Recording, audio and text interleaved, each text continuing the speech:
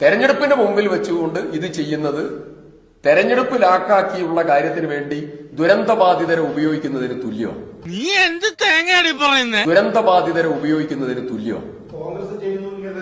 ഏതാ ഞങ്ങൾ തറക്കല്ലല്ല ഇടുന്നത്, ഞങ്ങൾ വീടും കൊടുത്തില്ലല്ലോ.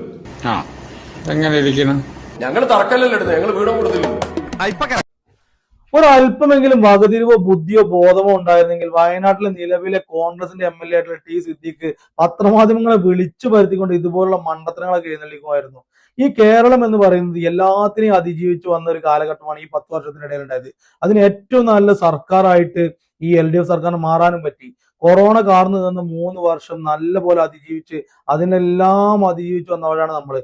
അതുപോലെ തന്നെ ചരിത്രത്തിലെ ഏറ്റവും വലിയ പ്രളയ ദുരന്തത്തെ അതിജീവിച്ച് ഏറ്റവും നല്ല പ്രവർത്തനമായിട്ട് മുന്നോട്ട് പോകുന്ന ഒരു സർക്കാരാണ് ഇപ്പോൾ ഉള്ളത്.